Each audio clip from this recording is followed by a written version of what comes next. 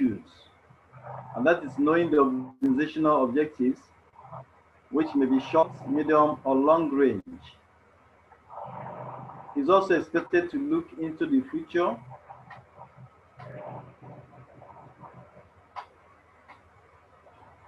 to determine the factors which may mar or make his plan. For instance, changes in customer behavior, changes in government, attitude of competitors and suppliers. These are the things the planner should take cognizance of before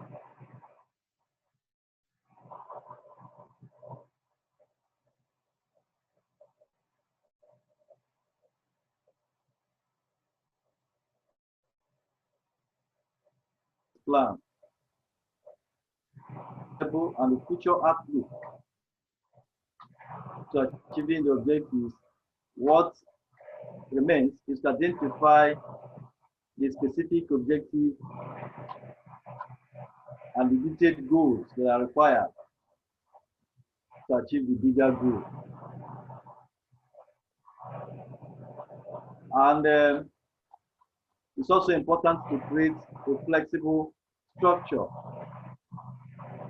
One's plan needs to be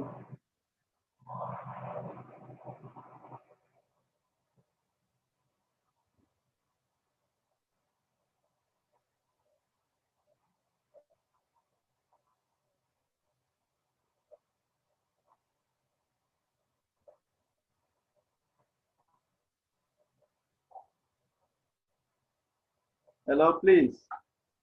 Can you still hear me?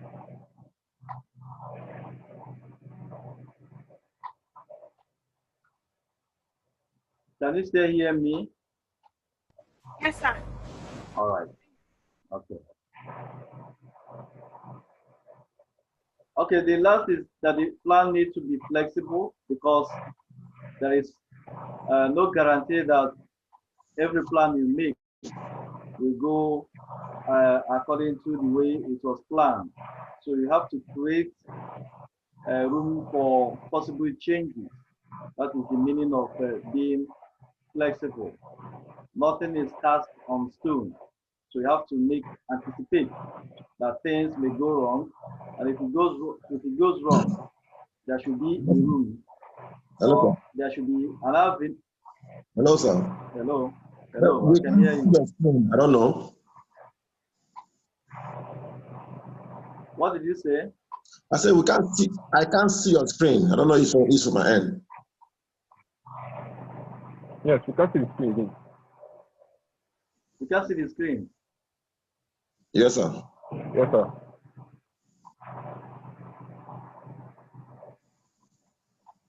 So that's all about planning. What the planner should do in the process of planning. So we're going to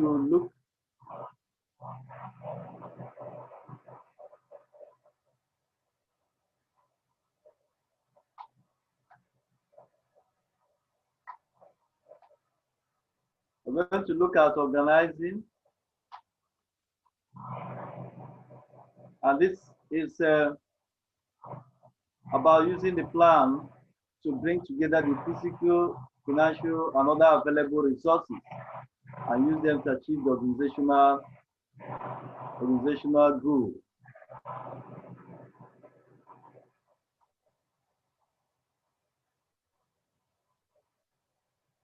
While it might be difficult to work without a plan, it can be impossible for an organization to function without organizing. So this function is vital because it ensures there is structure to the operation.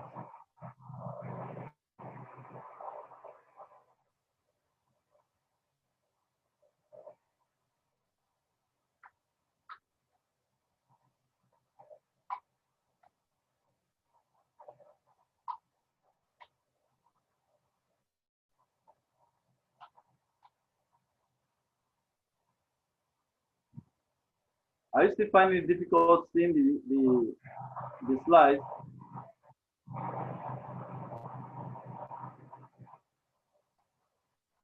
Hello?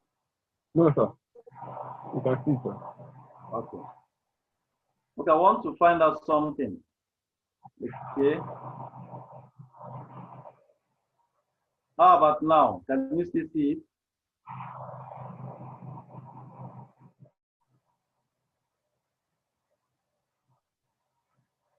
Hello, can Yes, you sir. still see it? Okay, Yes. see. Yes, sir. All right.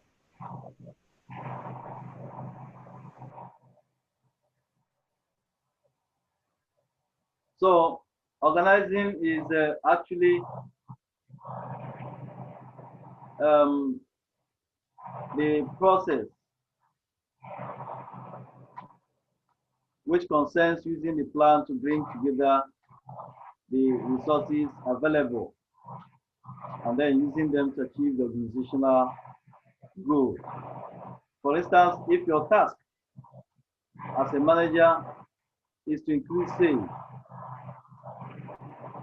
you would look at the plan and determine how to divide the resources you have in order to put a plan in place.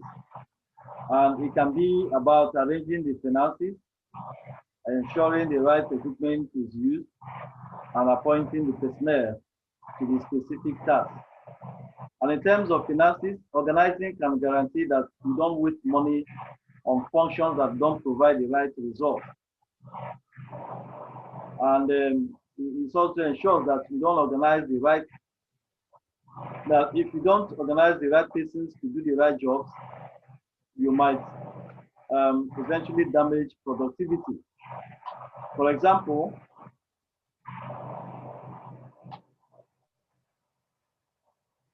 if you know that a particular employee is very talented in accounting, let's say that our own Banjo is talented in accounting, you don't want to put him in charge of marketing, because by doing that, you'll be putting a square peg in a round hole and wasting organizational resources. So by organizing the resources, by organizing your resources, you ensure operational efficiency and structure. So the company days doesn't start in chaos. It's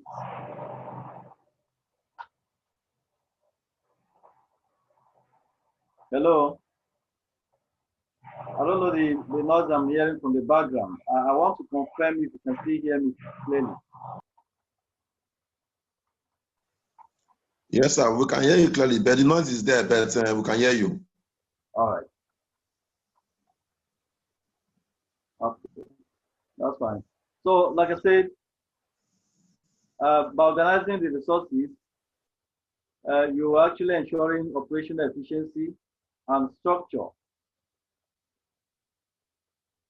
so that the company's day doesn't start in chaos with people trying to figure out what they are actually supposed to do.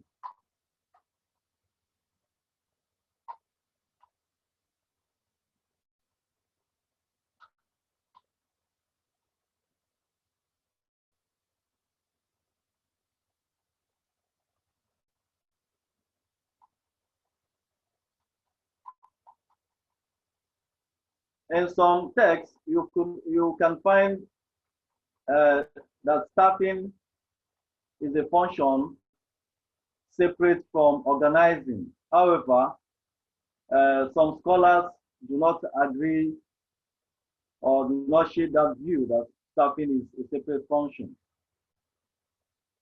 But what we can say is that staffing is related to organizing, and it involves the practice of filling and continuous filling of positions in the organizational structure.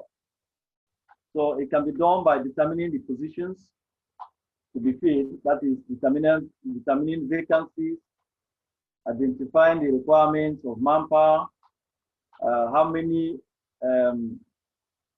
vacancies exist, filling the vacancies, and training employees so that the assigned tasks are accomplished effectively and efficiently. The managerial functions of promotion, demotion, discharge, dismissal, transfer, and even recruitment are what is involved in staffing. Also included with the broad task of staffing, it ensures the placement of the right person in the right position. So like I said, most scholars do not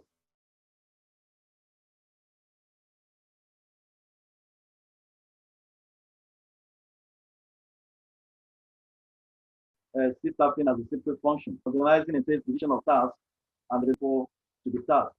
And you see, this is what organizing does. By the time you divide tasks, you need to assign the resources to those tasks. The resources could be material and human resources. So you can see that organizing is more encompassing,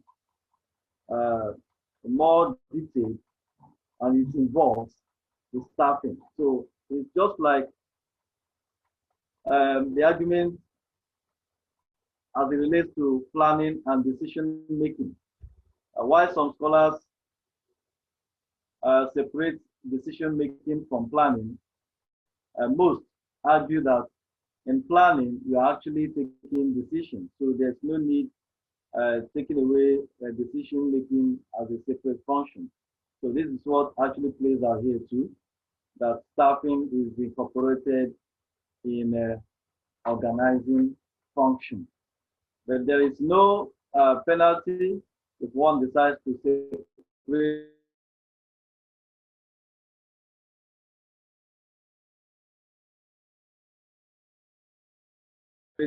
staffing from organizing. So we have different responsibilities and resources for managers need to organize the teams below them. The lower level managers will be partly taking orders for effective organizing from the managers above. So how do you organize?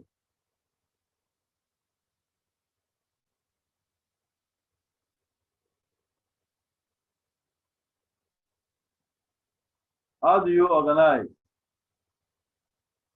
You organize by following these patterns and steps, which is to identify activities and classify them,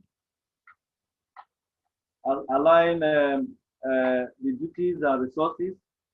That is, once you've identified the activities and classify them, you will now begin to assign the specific tasks for the persons whom you feel are the most qualified, and then provide the needed resources to the processes which most of them need. And then you have to delegate authority and create responsibilities. And lastly, you coordinate authority and responsibilities. So as well as delegating authority, you also need to coordinate it to match the overall functionality of the organization and the structure of the objectives. The next function is that of directing.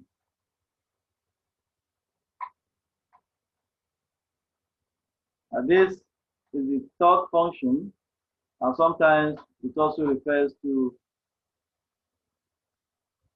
the influencing or the leading function of management. Leading, which is considered to be the most important and challenging of all managerial activities, refers to the influencing or prompting of the members of the organization to work together with the interests of the organization.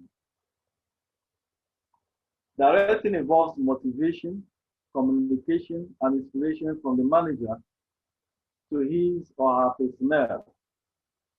So he essentially engages in meetings, connecting with his or employees, eliciting feedback, and spending time inspiring them with new ideas.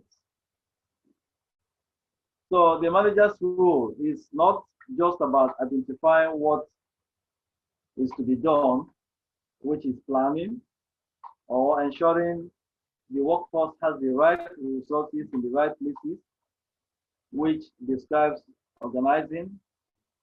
But it's also important to create an environment of friendship, which refers to the function of leading. So the directing function is all about the day-to-day interaction between the management and the staff.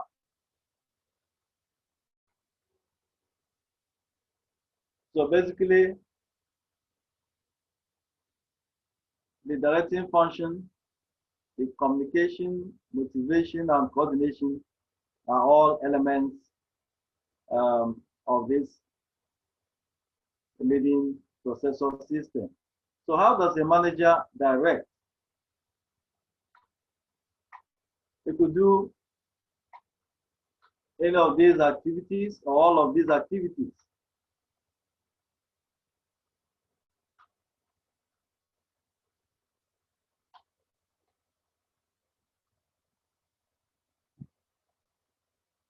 A manager can direct by supervision because he will actually need to oversee the work his or employees are doing. And the method requires watching and monitoring the performance and also supporting and guiding the employees when things are not going as planned. We can't see your screen clearly, sir. Hello? What did you say?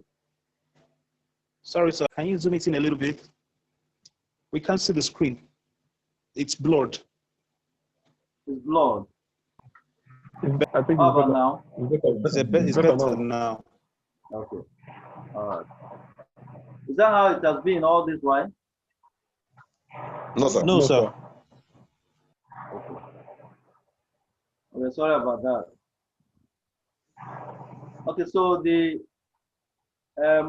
directing function can actually be carried out through supervision, or through communication, through motivation and leadership.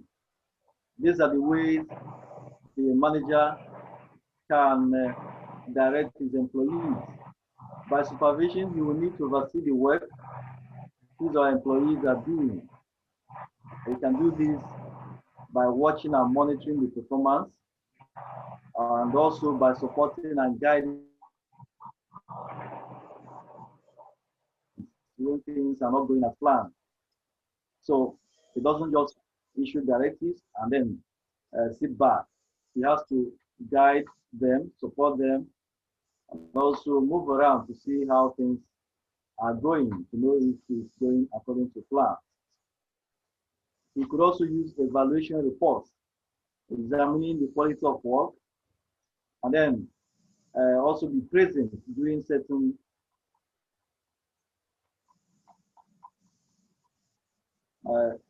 parts of the activity, such as team meetings.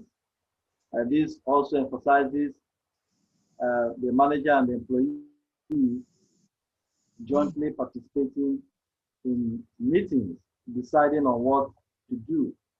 So you could also direct or supervise when the person or the employees are talking to clients and making presentations. The manager can be around to see how things are going. Where the employees seem to be deviating, the manager puts things in order.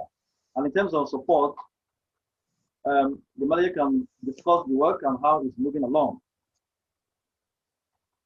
And not limiting himself to that, he can also provide materials that can help the employees perform better. Now, the communication function or the communication aspect of this directing function is built around effective communication. So as a manager, you need to create an environment that supports different communication methods, from passing information to exchanging opinions. So the important thing is to ensure that these different communication channels are not just between manager and subordinates, but also between employees and different levels. You can see that several organizations have created different channels of communication. Formerly, you can only communicate to your writing, but these days, because of the flexibility and the changes, the dynamism of organizations, the social media is also playing its part. Some organizations are creating WhatsApp groups, email channels through which employees can actually communicate faster with their managers or with their superiors. And it's also important that this communication channel is not just vertical, subordinate and superordinate communication, that is boss and the employee. It's also encouraging to see that this communication channel is horizontal, that is cutting across people of the same level, and also having communication between the superior and the subordinate. This can actually make communication faster and more flexible. Again, is that motivation should also be taken seriously, and is about inspiring employees. We need them to get behind objectives to ensure there is enthusiasm to achieve the goals. Motivating as a manager includes positive and negative feedback, provision of ideas, and the opportunities to develop skills further. So directing might also have an element of monetary or non-monetary incentives, such as the introduction of bonuses. And the leadership aspect is that the manager or the boss should inspire by living, using himself as a role model, setting an example instead of